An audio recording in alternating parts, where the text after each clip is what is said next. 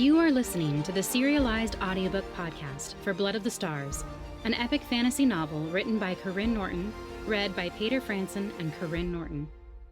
If you can't wait to listen to the whole audiobook, or if you want a signed physical copy, go to karynnorton.com/shop to get the lowest cost by buying direct. You can also find the audiobook on Audible, Barnes & Noble, and other standard retailers. Please enjoy the next installment of Blood of the Stars by Karyne Norton. Chapter 70. Aura's horse galloped alongside the others. But as they veered left along the edge of the valley to follow Eliana, Aura veered right, straight to the valley's center. She ignored the shouts of her comrades and closed her eyes, letting go of her reins to press her hands into the mare's withers. She whispered words of strength and speed as energy poured through her palms. Releasing the light from within was like a flower unfurling in the sun's rays, stretching, reaching. It sharpened all her senses and bolstered her courage, even though she knew she'd pay for it later. But for now, the sun's light met her own, and she felt the brief sense of peace and joy, approval, acceptance. Her breath caught. In the distance, she glimpsed Eliana's shield, pride rippling through her at its width and breadth. Still, after Eliana's rash choice, every path before the girl held suffering and failure. If Aura didn't intervene, Eliana's ripples would never expand. Her stones would never get thrown. They still might not. Only the sun knew how Aura's interventions would change things. She thanked the sun for its approval, even if it was temporary. Perhaps because this time it was to save a life. But wasn't that what she'd thought the first time? She shook away the doubts she didn't have time for, pressing strength into her mare. She increased her stride from an already fast gallop to an otherworldly pace as the horse weaved among the flames and flailing soldiers in the wake of Durakan's fire. Aura closed off her senses to the stench of burning flesh and the sounds of screaming men and women, leaving half her heart behind with them. Her surroundings blurred as she honed in on the dragon's purple hide as he turned to make another pass over the valley, which had become a human herd prepared for slaughter. As his blue underbelly skirted the tops of the tents, Aura reined in her mare, the sudden stop almost dizzying after the previous rush. The horse felt it too, stumbling for a moment until Aura smoothed a hand over the mare's sides once more, feeding her more energy than Aura wanted to spare. Aura rose to her knees, then balanced on her toes, arms reaching up to gauge the distance she would need to clear not just the tent poles, but Durakan. The mare danced beneath her, threatening to topple Aura's stance, and the dragon drew closer, his eyes narrowing. He cradled something in his paws, drawing it in protectively toward his chest as he blew out fire along the way, the air from his massive wings doing more work to fan the flame than the fresh fire from his breath. Had he already taken Eliana? Aura had even less time than she thought. She crouched and adjusted her footing once more. She would have only one chance to time this right. For a split second, she hesitated, the voices of her peers echoing through her soul. It's not our way to interfere. Was she throwing a stone, or moving something in the path of a ripple? But then Durrican was before her, inhaling. She prayed his aim would turn to the side, away from her mare, and she let her blood's energy surge through her as she leaped. Durrican coughed and sputtered in surprise, angling his body as if to block her, but with his low flight and her muscles invigorated by her blood's power, she still managed to grab his wing, one of the only places on his body not armored with scales. Her grip slipped as his speed increased, and her body slammed into his as he adjusted his angle, clearly trying to throw her off. This close to the beast, she could sense his remembered shock of being grounded with torn wings, the greatest fear of any dragon. But she had no intention of grounding him. She wanted him to fly away. He rose higher, as if sensing that was what she wanted, and she pulled herself up onto his wing, every effort requiring more of the energy in her blood. Energy she couldn't replenish as quickly as the others, because she had no starlock. Her panic surfaced with the extravagant use of magic after constant suppression. What if she ran out? She slipped her foot into the groove between his wing and shoulder before launching toward his collar. As she did, he twisted into a barrel roll, nearly dropping her from the sky. But she hung on to the collar, letting her body spin with his. As he righted himself, she wrapped her legs around his neck, pulling herself up and anchoring her foot in his collar to free up her hands. He growled and threw his head left and right, agitated by her presence. But she leaned forward, placing her hands on the sides of his head, just like she had done with her mare, infusing more energy into him, calming him. He stilled enough for her to finally feel safe.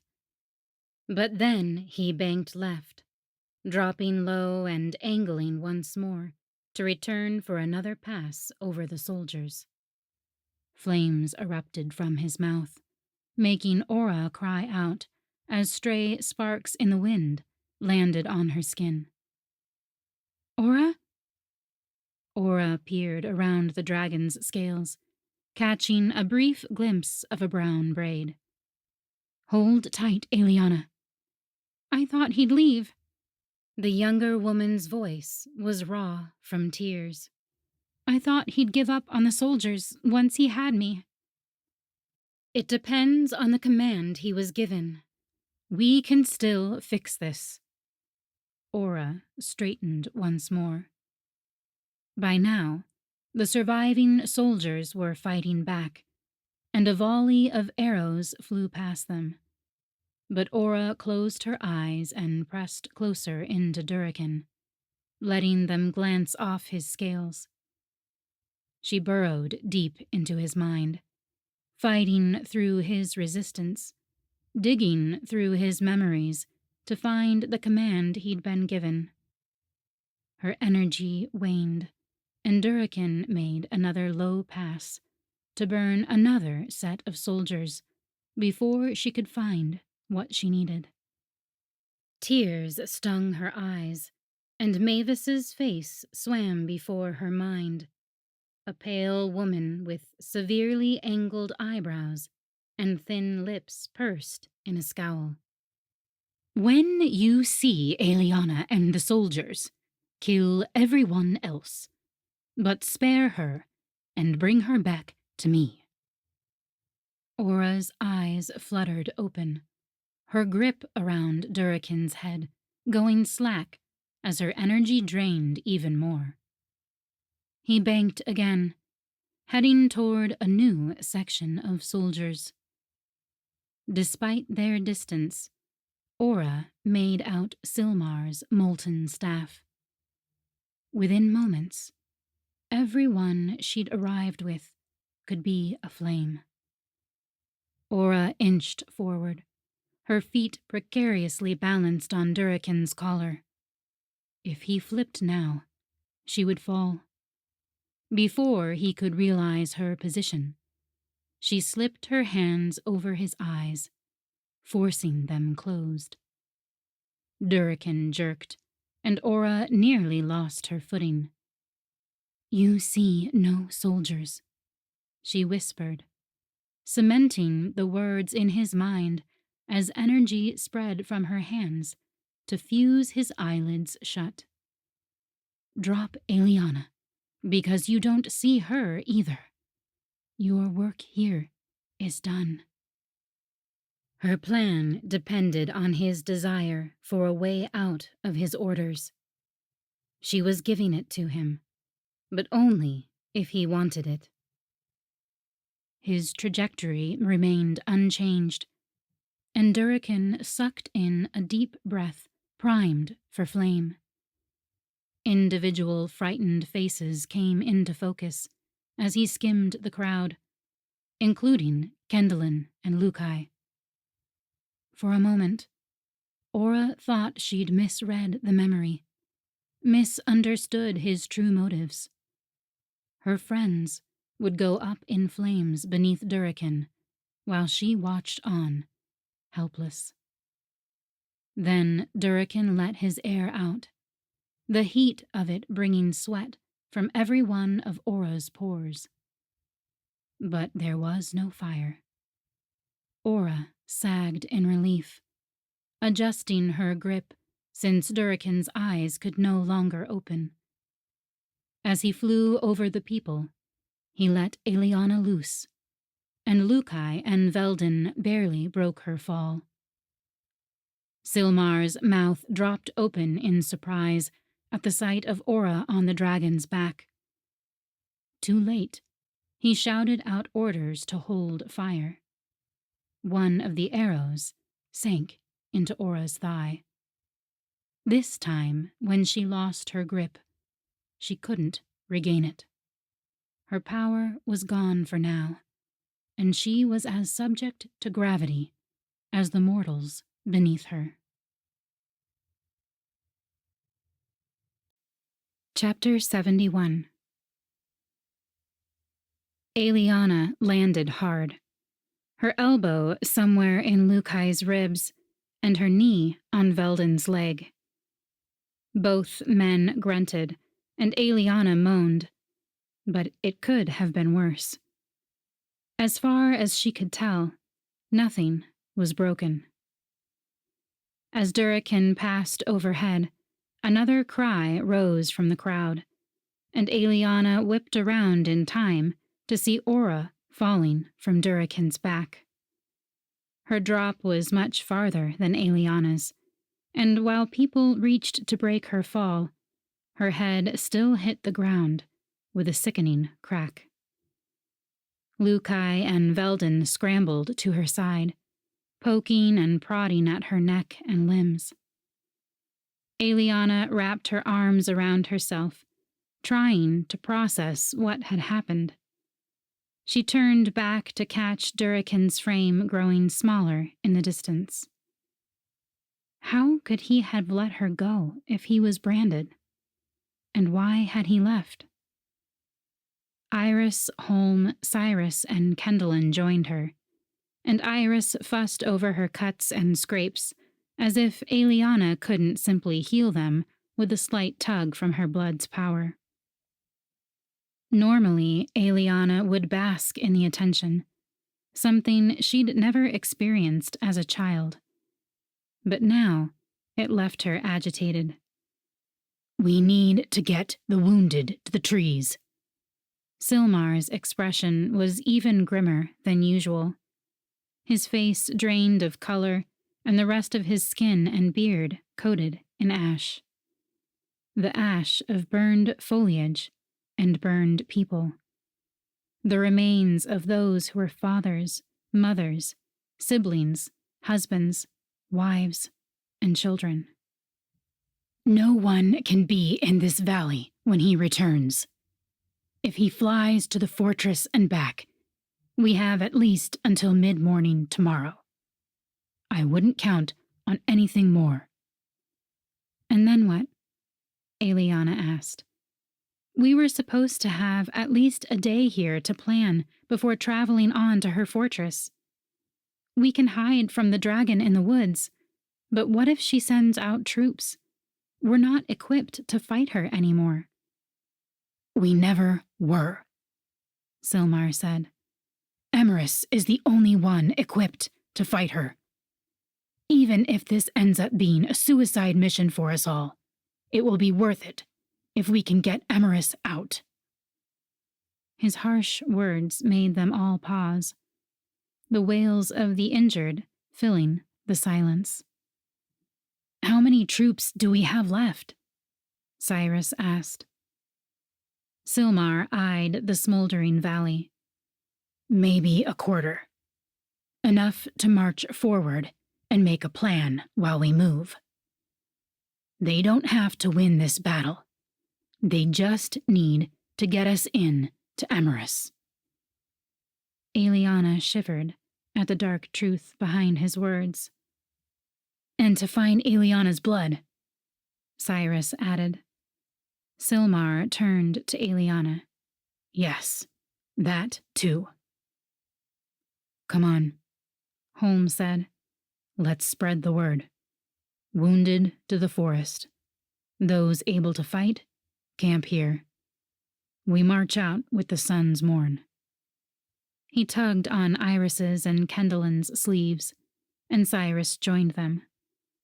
When Eliana moved to follow, Silmar stopped her. What did you hope to accomplish by having Durakan take you? For once, his words held no anger or judgment, just curiosity. I thought if he took me, he'd leave these people alone. Eliana couldn't hold Silmar's gaze. His orders would be fulfilled. I thought I could protect them. It's my fault Durakan was still alive. It's my fault they're all dead. Every choice she made seemed to have a miscalculation behind her motive, all the way back to releasing Durakan in the first place. Probably earlier. She wanted to regret her actions. She'd cost people their lives. But when faced with the possibility of protecting an innocent victim, even one as foreboding as Durakan, she would make the same choice again. She waited for Silmar's rebuke, wanting the words to inflict the pain she deserved. Instead, his hand brushed her back with the faintest of pats. I've been harsh with your training. You were never meant to carry this weight. Bringing you here to find your mother and chase down your blood was too much. She shook her head, but didn't trust her words to come out right. She'd needed his harshness. If she'd stayed back on Bamboo Island waiting for her mother, she never would have agreed to learn magic. She never would have understood the good that could come with it. She probably would have hidden in a hole and bled herself to death, alone and afraid, because she didn't understand what was happening to her. Silmar grunted. Mavis has many resources at her disposal. If it wasn't Durakan, it would have been something else. It was a poor attempt to absolve her guilt, but it meant more coming from Silmar. They watched as several soldiers carried and carted wounded across the valley, making their way toward the southwest corner. She wrapped her arms around herself as the moans of the injured met her ears. Was there something I could have done differently? She whispered. Should I have let Karyne kill him? We'll never know. None of us escape this life without regrets. Sometimes even the right motivation and the right action don't produce the right outcome. Silmar's voice grew thick, drawing her curiosity. She peeked up at him, catching a rare, vulnerable look on his face. He examined the knot-like marks on his hands, flexing his fingers. Were they tied to some of his regrets? The night your mother was kidnapped, I came to warn her, he said. In Selenoft? Eliana's eyebrows rose. Silmar rarely spoke of his past. She spent the most time training with him out of everyone, but knew the least of his history. I came too late to save her. He cleared his throat, gaze still on his scars. And you. I found Iris, and we teamed up to plan her rescue and to await your father's return. But Mavis has always been one step ahead of us. I will always have regrets about that night, especially after seeing what it's done to you. Eliana pressed her lips together. He glanced at her, the sorrow on his face making him look decades older. Did they hurt you much? Eliana stilled. She hadn't gone into detail with anyone about her years in Lorvandis. They had their suspicions after knowing she'd done blood magic, but she'd witnessed and unwillingly participated in hundreds of crimes. She'd wished away all the times they'd bled her. But seeing her past in light of everything she'd done in Vendaris made it seem smaller. Those had been Arvid's and Vera's wrong choices, not hers. Cyrus was right to be grateful for where the stars had placed her. She supposed somehow that meant there was purpose, even in her choice to help Durakin at great cost. But she wasn't ready to face that. Not yet. But that didn't mean she couldn't ease Silmar's grief and guilt. They didn't hurt me enough to leave scars that can't be healed, she said. He blinked several times, glancing at her hands, at her scars, then nodded. He reached out once more, this time patting her clasped hands before grasping them tight. I promise I'm only doing what I think is best for you and for Vendaris. But that doesn't mean you'll always like it. It doesn't mean I'll always do the right thing. She smiled faintly. I guess that makes two of us.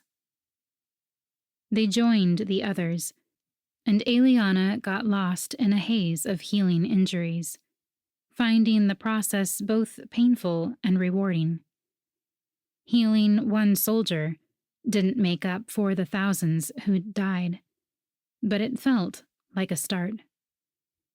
The soldiers soaked up the attention, watching her with something akin to awe while she worked.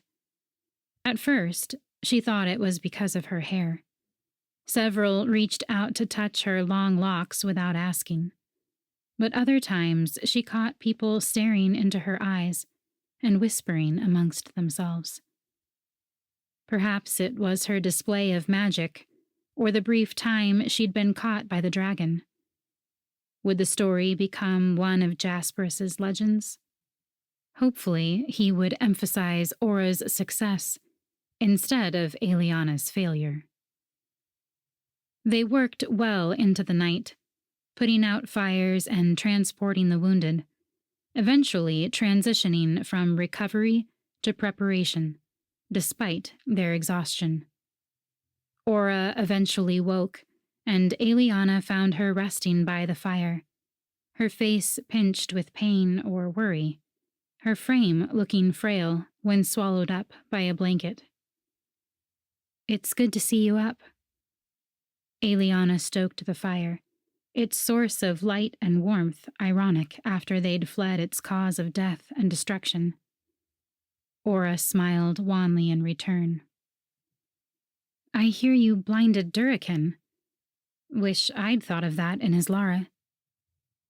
"It was a temporary solution." Aura wrapped her blanket tighter around her. "One that saved hundreds of lives." Aura shrugged. "He'll still be back. Mavis won't let him remain blind, and she'll choose her commands more carefully."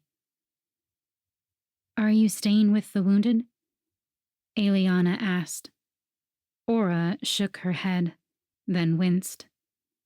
"The little magic I have left would be better spent elsewhere."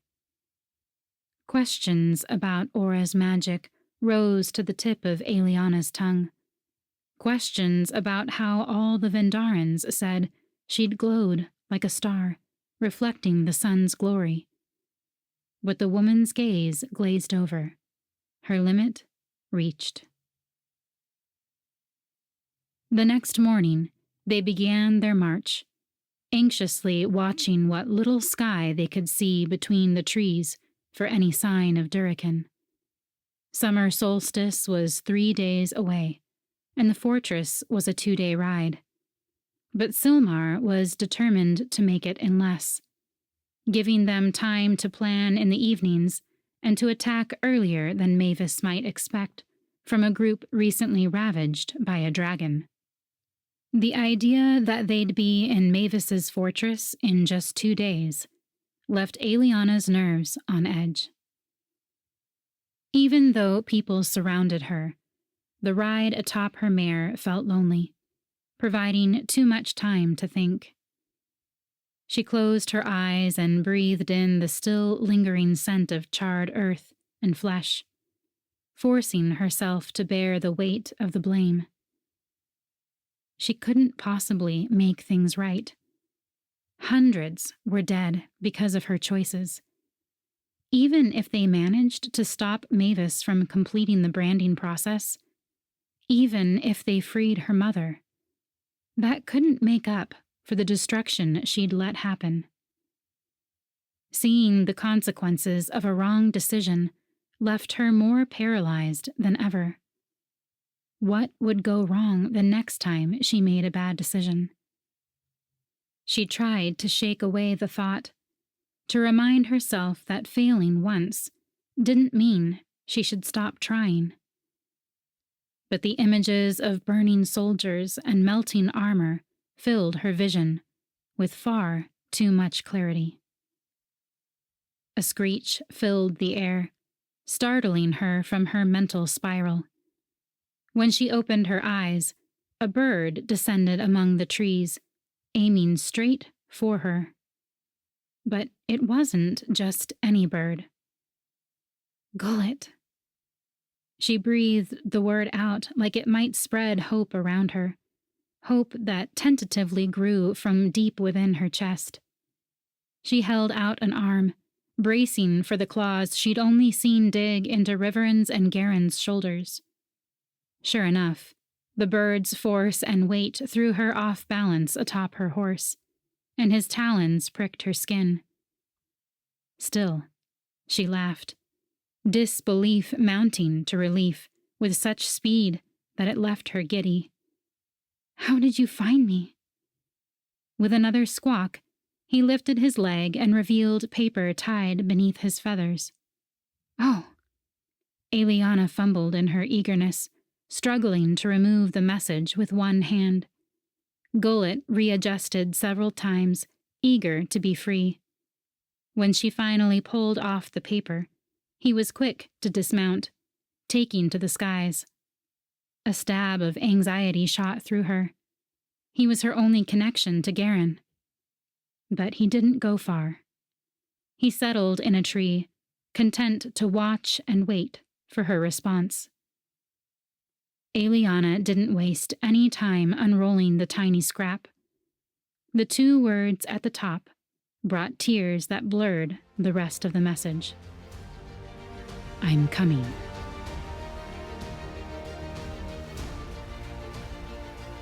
I hope you enjoyed listening to this first installment of Blood of the Stars by Karyne Norton.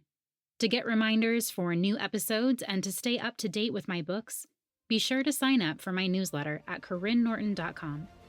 You'll also get the prequel short story to Blood of the Stars in ebook and audio for free. Thanks so much for listening.